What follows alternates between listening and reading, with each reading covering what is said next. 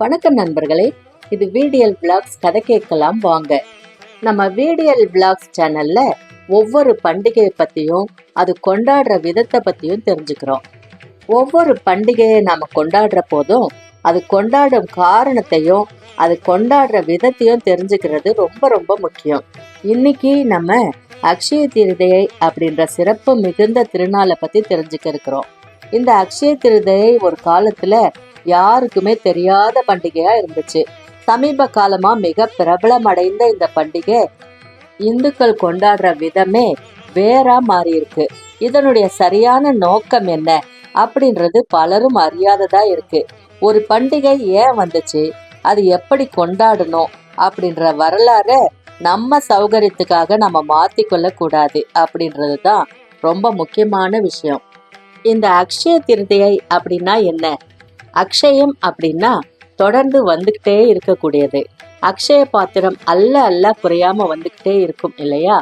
திருதியை அப்படின்னா என்னன்னா அமாவாசைக்கு பிறகு வருகிற 3ஆம் நாள் தான். இந்த நாள் தான் அக்ஷய திருதியை அப்படின்னு கொண்டாடப்படுது. அக்ஷய அப்படின்னா என்னைக்குமே நிலைச்சிருக்கிறது அப்படின்னு பொருள். இந்த நாள்ல செய்த நல்ல காரியங்கள் எப்பவுமே வீண் போகாது, பலனை எப்பவுமே அதிகரித்தே கொடுக்கும் அப்படின்னு நம்பப்படுது. புராண கதைகளின்படி முன்பொரு காலத்துல குசேலரும் கிருஷ்ணரும் பாலிய நண்பர்கள். அவங்க ஒரே குருகுலத்துல படிச்சவங்க. ஒன்னா விளையாடி, ஒன்னா மரமேறி, ஒன்னா வெண்ணெய் திருடி அப்படி சாப்பிட்டவங்க தான் குசேலரும் ஸ்ரீகிருஷ்ணரும். குருகுலம் முடிஞ்சு கொஞ்சம் பெரியவங்களானதும் அவங்களுக்கு கல்யாணம் ஆயிடுச்சு. கிருஷ்ணர் ருக்மணியை கல்யாணம் பண்ணிக்கிட்டாரு. குசேலர் சுசிலை அப்படின்றவங்கள கல்யாணம் பண்ணிக்கிட்டாங்க. ஸ்ரீகிருஷ்ணர் துவாரகைக்கு அரசராயிட்டாரு. ஆனா குசேலர் ஒரு கோயில் அர்ச்சகரா வேலை செஞ்சாரு. அவருக்கு 27 குழந்தைங்க. அவரு செய்யற வேலைக்கான வருமானம் அவரு குடும்பத்துக்கு போதியதா இல்ல. குழந்தைங்கள்லாம் பசியோட பட்டினி கிடக்குது. குழந்தைங்களுக்கு மட்டும் சாப்பாடு கொடுத்துட்டு குசேலரும் அவரோட மனைவியும் சாப்பிடாமையே பல நாள் இருந்திருக்காங்க. ஒரு நாள் குசேலரோட மனைவி சொல்றாங்க, உங்களுடைய நண்பர் தான் கிருஷ்ணர் பெரிய அரசராச்சே, அவர்கிட்ட போய் கொஞ்சம் உதவி கேட்கலாமே. நாம சாப்பிடாம இருந்தா கூட பரவாயில்ல, நம்ம குழந்தைங்க சாப்பிடாம இருக்கிறாங்க, ரொம்ப கஷ்டமா இருக்கு அப்படின்னு சொல்றாங்க. குசேலருக்கு மனசே வரல. தன்னுடைய நண்பர்கிட்ட போய் எப்படி உதவி கேட்கறது அப்படின்னு தயங்குறாரு. அவரோட மனைவி வற்புறுத்தி கேக்குறாங்க, நீங்க போய் ஒரு முறை பார்த்துட்டு வாங்க அப்படின்னு சொல்லி கொஞ்சம் அவல் எடுத்து ஒரு துணியில முடிச்சு போட்டு அவர் கையில கொடுக்கறாங்க. இத கொண்டு போய் கிருஷ்ணருக்கு கொடுங்க அப்படின்னு சொல்லி அனுப்புறாங்க. குசேலருக்கு யார்கிட்டயும் உதவி கேட்கவே மனசு வரல. அதுவும் நண்பரை போய் பாக்குறது, உதவி கேட்டா போகணும் மனசே இல்லாம தான் போறாரு. அங்க துவாரகையில கிருஷ்ணர் கிட்ட வரி கட்டுறதுக்காக நிறைய மக்கள் கூடி இருக்கிறாங்க. இவரும் போய் நிக்கிறாரு. குசேலரை பார்த்த உடனே எல்லாரும் கேலி செஞ்சு சிரிக்கிறாங்க. அவர் போட்டிருந்த உடைகளை பார்த்து. இப்ப கிருஷ்ணர் இவரை பார்த்துடுறாரு. உடனே ஓடி அவரை கூட்டிட்டு போய் நல்ல ஒரு படுக்கையில உட்கார வச்சு, என்னை பாக்குறதுக்காக எவ்வளவு தூரம் நடந்து வந்திருக்கிறீங்க, வாங்க அப்படின்னு சொல்லி காலெல்லாம் பிடிச்சு விடுறாரு, விசிறி விடுறாரு. இவ்வளவு நாளும் என்னை பார்க்கணும்னு உனக்கு தோணவே இல்லையா? என்னை ஏன் நீ பார்க்கல? நீ எங்க இருக்க அப்படின்னு எனக்கு தெரியாது, ஆனா நான் எங்க இருக்கிறேன்னு உனக்கு தெரியும் இல்லையா? நீ ஏன் பார்க்கல? எனக்காக என்ன கொண்டு வந்திருக்கிற அப்படின்னு கேக்குறாரு. உடனே குசேலர் அவர் கொண்டு வந்த அவலை எடுத்து கொடுக்கறாரு. அந்த துணியை அவிழ்த்து அதுல இருந்து அவலை எடுத்து ஒரு வாய் வைக்கிறாரு. ஸ்ரீகிருஷ்ணர் ஒரு வாய் சாப்பிட்ட உடனே குசேலரோட வறுமை எல்லாம் நீங்கி அவரோட வீடே செல்வ செழிப்பா மாறிடுது. உடனே ருக்மணி ஓடி வராங்க. எனக்கும் கொஞ்சம் வைங்க, எல்லாத்தையும் நீங்களே சாப்பிட்றாதீங்க அப்படின்னு சொல்றாங்க. அது எதுக்காக சொல்றாங்க அப்படின்னா, ஏற்கனவே ஒரு வாய் சாப்பிட்ட உடனே குசேலரோட வறுமை மொத்தமும் நீங்கிருச்சு. இன்னும் அதிகமா சாப்பிட்டாக்க இன்னும் அதிகமா வந்துடும் அவங்களுக்கு செல்வம் அப்படின்றதுனால அவங்க அதை தடுத்து நிறுத்துறாங்க. இந்த மாதிரி குசேலருக்கு கிருஷ்ண பகவான் அருள் புரிந்து மிகுந்த செல்வந்தரா மாற்றி இருக்கிறாரு. குசேலருக்கு கிருஷ்ணர் செல்வத்தை வாரி வழங்கிய தினம்தான் இந்த அக்ஷய திருதியை. இந்த அக்ஷய திருதியை நாள்லதான் ஆதிசங்கரர் கனகதாரா ஸ்தோத்திரம் அருளினார். கனகதாரா ஸ்தோத்திரம் அப்படின்றது என்னன்னா, ஆதிசங்கரர் பவதி பிக்ஷாந்தேகி அப்படின்னு கேட்கும்போது, தன்னிடம் இருந்த ஒரே ஒரு நெல்லிக்கனி ஒரு குழந்தை பிச்சை கேக்குதே, இல்லைன்னு சொல்லக்கூடாது அப்படின்ற நல்ல எண்ணத்தோட தானம் பண்றாங்க அந்த குடும்பத்தாருங்க. இவ்வளவு வறுமையிலும் இந்த குடும்பம் தானம் செய்யுதே அப்படின்னு ஆதிசங்கர மகாலட்சுமியை நோக்கி பிரார்த்தனை பண்ணி பாடிய பாடல் தான் கனகதாரா ஸ்தோத்திரம்.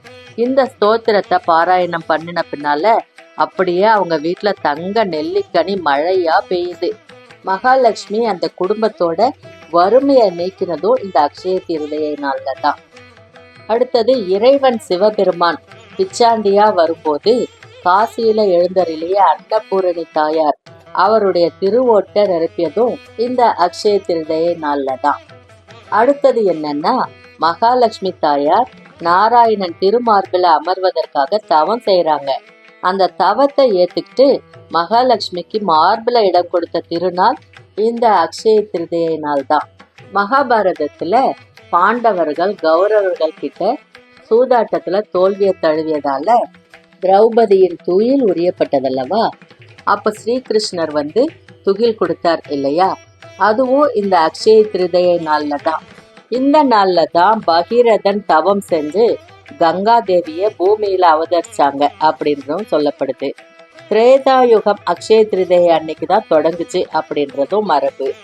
விஷ்ணு அவதாரமான பரசுராமர் அக்ஷய திருதியை அன்னைக்கு தான் பிறந்தார்னு நம்பப்படுது. அது மட்டுமல்ல, மகாபாரத காலத்துல பாண்டவர்கள் 14 வருடங்கள் வனவாசத்துல இருக்கும்போது உணவு கிடைக்காம பசியால கஷ்டப்பட்டிருக்காங்க. திரௌபதி கிருஷ்ணரை வணங்குறாங்க. ஆபத் பாந்தவனான கிருஷ்ணர் அவங்களுக்கு அக்ஷய பாத்திரத்தை கொடுத்து எப்போதும் பசி இல்லாம உணவு கிடைக்கும் வரம் கொடுத்திருக்கிறாரு. இதுவே அக்ஷய அப்படின்ற கருத்தோட முக்கிய அடையாளமா விளங்குது. இதுல இன்னொரு முக்கியமான விஷயம் என்னன்னா, பாண்டவர்கள் எல்லாரும் அந்தணர்கள் எல்லாரும் உணவு சாப்பிட்ட பின்னாலதான் திரௌபதி சாப்பிடுவாங்க. திரௌபதி சாப்பிட்ட பின்னால அந்த பாத்திரத்தை கழுவி கவித்து வச்சுட்டா உணவு வராது. அதனாலதான் திரௌபதி கடைசியா சாப்பிடுவாங்க அப்படின்னு சொல்லப்படுது. இவ்வளவு சிறப்பு மிக்க இந்த நாள்ல தானம் செய்து நன்மை பெறணும் அப்படின்றது மாதிரி எல்லாத்தையும் வாங்கி வீட்டுல பூட்டி வைக்கணும் அப்படின்னு ஆயிருச்சு.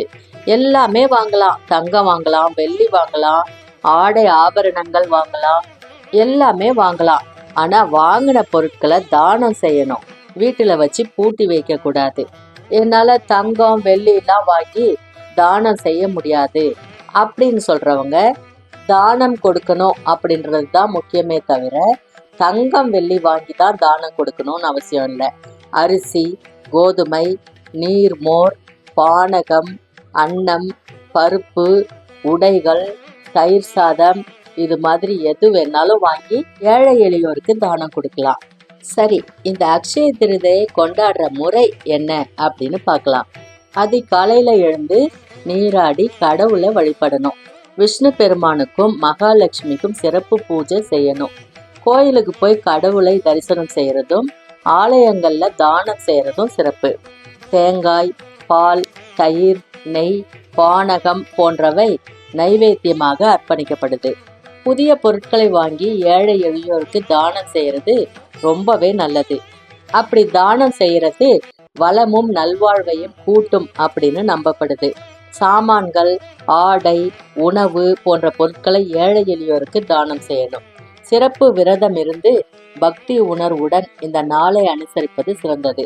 அக்ஷய திருதியை கொண்டாடுவதால் கிடைக்கும் பலன்கள். இந்த நாள்ல செய்யப்பட்ட புண்ணிய காரியங்கள், அதாவது தானம், தர்மம் ஆகியவை நிரந்தர பலனை அளிக்கும். புதிய முதலீடுகள், புதிய தொழில் தொடக்கம் அதிக லாபத்தை தரும் அப்படின்னு நம்பப்படுது. வீடு கட்டுதல், விவசாயம் தொடங்குதல், திருமண நிச்சயதார்த்தம் போன்ற விசேஷ செயல்களுக்கு இந்த நாள் மிகவும் ஏற்றது. தன்னார்வ தானம் செய்தால் சுகமும் செழிப்பும் நீண்ட ஆயுளும் கிடைக்கும். கடவுளை ஆராதிப்பதன் மூலமா சந்தோஷமும் ஆனந்தமும் பெற்று வாழலாம். அக்ஷய திருதியை தின சிறப்பு பூஜை முறை: அதிகாலை எழுதல் மற்றும் சுத்தம் செய்தல். பிரம்ம முகூர்த்தத்தில், அதாவது அதிகாலை 4 மணி முதல் 6 மணி வரை எழுந்து சுத்தமான நீரால் குளித்து முடித்து சுத்தமான உடை அணிய வேண்டும். தாமரை, மல்லி பூக்கள் கொண்டு கடவுளை அலங்கரிக்க வேண்டும். வீட்டு பூஜை அறையிலும் கோயிலிலும் தாமரை, மல்லி, சந்தன பூக்களால் கடவுளை அலங்கரிக்க வேண்டும். திருமால் மற்றும் லட்சுமி பூஜை. முதலில் விநாயகர் பூஜை செய்து பிறகு மகாவிஷ்ணுவையும் மகாலட்சுமி தேவியையும் பூஜிக்க வேண்டும். ஓம் நமோ நாராயணாய மற்றும் ஓம் ஸ்ரீ மகாலட்சுமியை நம மந்திரங்களை ஜபிக்க வேண்டும். மகாலட்சுமியின் சிறப்பு துதி மற்றும் விஷ்ணு சகஸ்ரநாமம் பாராயணம் செய்வது மிகுந்த புண்ணியம் தரும். நைவேத்தியம்: தயிர் சாதம், பால் பாயாசம், பானகம், வெண்ணெய், பழங்கள். தானம் செய்வது: நாணயம், அரிசி, பாசிப்பருப்பு, உளுத்தம்பருப்பு, உடை முதலியவை ஏழைகளுக்கு வழங்க வேண்டும். விருந்து வைப்பது சிறிய அளவாயிருந்தாலும் புண்ணிய காரியம். விரதம் இருப்பது: உணவு மிக மிதமாக பழங்களோடு மட்டும் உட்கொண்டு அன்றைக்கு முழு நாளும் பக்தி மனப்பாங்குடன் தியானம் செய்தல் நலம். இந்த அக்ஷய திருதியை நாளை கொண்டாடுவதால் ஏற்படும் நன்மைகள்: எந்த காரியத்தை ஆரம்பித்தாலும் அது வெற்றி பெறும். இந்த நாளில் புதிய முயற்சி எதுவாக இருந்தாலும் அது நல்ல வளர்ச்சி அடைய உறுதி செய்யப்படும். நிதி வளம் பெருகுதல். தானம் செய்வது நிதி நலன் மற்றும் செழிப்பு வளர்ச்சிக்கு வழிவகுக்கும். தானம் செய்தால் அதன் பலன் என்றும் அழியாமல் இருப்பதாக கூறப்படுகிறது. ஆரோக்கியம் மற்றும் நீடுயிர் பெருகும். உள்ள உறுதியும் உடல் உறுதியும் கிடைக்கும். நீண்ட ஆயுள் பெறும். சகல வகை தோல்விகளை தவிர்த்து நல்வாழ்க்கை அமையும். கடவுள் அருளால் தடைகள் விலகி நல்ல வாய்ப்புகள் கிடைக்கும். அழிக்க முடியாத ஆன்மீக சக்தி சேரும். பக்தி மற்றும் தியானத்தில் தீவிரம் ஏற்பட்டு ஆன்மீக வளர்ச்சி பெற முடியும். இந்த அக்ஷய திருதியை நாள்ல வீட்டில் எப்படி வணங்கலாம் அப்படின்னா, உப்பும் மஞ்சளும் வாங்கி வச்சு பழங்கள், அவல் பாயாசம் அல்லது பால் பாயாசம் வச்சு வணங்கலாம். அதுக்காக அவல் பாயாசம் இல்ல பால் பாயாசம்னா, குசேலர் கிருஷ்ணருக்கு அவல் தான் கொடுத்தாரு. கிருஷ்ண பகவானும் அதை தான் விரும்பி சாப்பிட்டாரு. காலையிலேயே மகாலட்சுமியையும் மகாவிஷ்ணுவையும் கோயிலில் போய் வணங்கிட்டு வரலாம். முக்கியமான ஒரு குறிப்பு: அக்ஷய திருதியை நாள்ல மனதில் எந்த வகையான கோபமும் விரோதமும் பொய் பேச்சும் இருக்கக்கூடாது. புனிதமாய் மன நிறைவுடன் கொண்டாடினால் அதனோட பலன் பல மடங்கு அதிகமாகுமா. அனைவருக்கும் அக்ஷய திருதியை நல்வாழ்த்துக்கள். இந்த வீடியோ உங்களுக்கு பயனுள்ளதா இருந்திருந்தா கமெண்ட்ல சொல்லுங்க. பிடிச்சிருந்தா சப்ஸ்கிரைப் பண்ணுங்க, நண்பர்களுக்கும் ஷேர் பண்ணுங்க. அடுத்த ஒரு நல்ல வீடியோவோட உங்களை சந்திக்கிறேன். அது வரைக்கும் உங்களிடமிருந்து நன்றி கூறி விடைபெறுவது VDL Vlogs VDL. நன்றி, வணக்கம்.